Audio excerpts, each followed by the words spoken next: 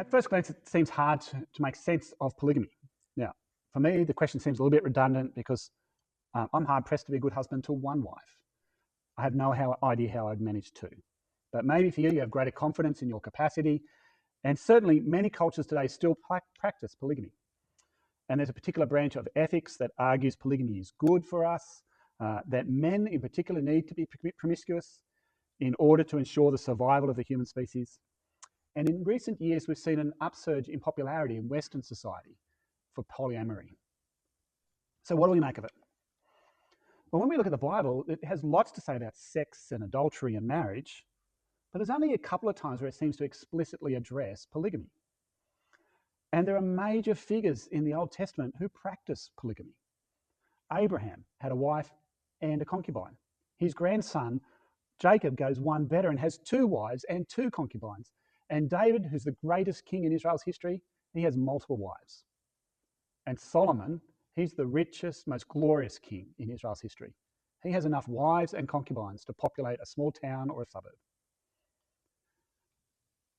These are heroes of the faith. They're leaders of God's people. They serve God's purposes and they have multiple wives. What do we make of that? Is God saying that's good? Is he blessing them because it's a good thing for people to do? Is God affirming their polygamy? Is that something we should copy in our own lives as we seek to serve our God? Now we need to realize here that God is describing what people are doing, what sinful people are doing. So when Sarah gives Abraham a concubine so that he can have sex with her, they're all consenting adults in that particular relationship. And God doesn't say anything explicitly about it. Does God think it's a good thing or a bad thing? When Abraham's concubine Hagar then gets pregnant and Sarah cuts her off without a penny, is God affirming that behavior or condemning that behavior? And when Abraham lies about Sarah being his sister and not his wife, is God happy for his servant to lie? See, God describes the actions of sinful people, but that doesn't mean he affirms it or approves of it. In order to understand what God thinks about it, we need to go to parts of the Bible where God prescribes what he wants us to do in order to work out what his will is. And as Christians, we want to go to Jesus and see what Jesus says about God's will, that Jesus is God's son. He knows his Father's will perfectly and intimately. And so what does Jesus have to say? Well, in Matthew 19, he takes us right back to the very beginning to see what God's will is for marriage. In Matthew chapter 19, verse 4, he says, "Haven't you read that at the beginning the Creator made them male and female and said, for this reason a man will leave his father and mother, be united to his wife, the two will become one flesh. So no longer two, but one flesh. And therefore what God has joined together, let no one separate." Now Jesus quotes Genesis 2. And he says, this is God's will for marriage. This is how God designed it. This is what God wants for us, that one man will leave his biological family behind and unite to one woman. And they'll be bound together. They'll become one flesh, united, intimate in every way. And that's the good God wants for us in marriage. That we trust our spouse is committed to pursuing our good, and we entrust ourselves to pursuing the good of our spouse. A sacrificial, exclusive, faithful, all-in commitment to the good of our spouse. That we're one with them. That we invest ourselves in building intimacy and unity with them and not with anyone else. And Jesus makes this explicit. He says if we're one flesh with our one spouse, then we are not to have sex with other people. We're not to marry other people. We can't leave our bond behind and seek to be bound to another person or multiple people. We are one flesh with our one spouse. We're meant to be one, not many.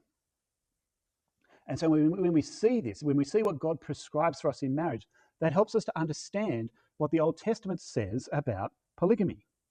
That after the fall, after God made creation and Adam and Eve rejected him and rebelled against him, we see sin spread and escalate around the world, and God's purposes for marriage are perverted. And so in Leviticus chapter 18, verse 18, God has to condemn polygamy. Do not take your wife's sister as a rival wife and have sexual relations with her while your wife is still living. In Deuteronomy chapter 17, verse 17, he says to his king, he must not take many wives or his heart will be led astray. He's meant to be faithful and committed to the good of his people, faithful and committed to the good of his wife.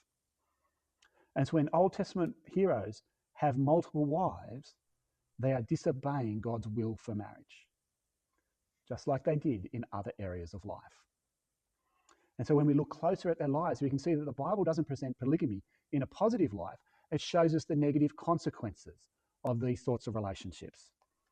So the first polygamist, Lamech, well, he threatens danger and violence to his wives because he only thinks about his sinful desires and pleasure. And David, well, David's wives and kids viewed each other as rivals, just like Leviticus warned. And so they're not committed to each other's good. They don't share affection and loyalty to each other. And so David's family is riven by jealousy and insecurity and infighting amongst his wives and children. And Solomon, well, he might have been the wisest man of his age, but he made foolish decisions to marry multiple women, and his heart was led astray, just like God said it would be. Polygamy is bad. And so when I've talked with people who've grown up in polygamous families or in polygamous cultures, that has been their experience. Their husband, their father wasn't committed to their good. He didn't make sacrifices for their good. He used his wives for his own sexual pleasure as he pursued his interests and desires. And that is not what God wants for us. He wants us to be a people committed to faithfulness, to being steadfast and loyal like our God is steadfast and loyal. That we don't have wandering eyes or wandering hearts. We don't unite with one person and then go and try and unite with another and another and another. That we don't share our affections and loyalties with other people. We are committed to one spouse. And when we do that, our marriages will display Jesus. That our exclusive unity with our spouse shows our all-in trust and commitment to Jesus. And it shows his all-in commitment and goodness towards us. That he doesn't use us or discard us for his own pleasure. He faithfully sacrifices himself on the cross for our good and our salvation. That he is committed to us and unites us with himself as his people. And that is something polygamy can never display.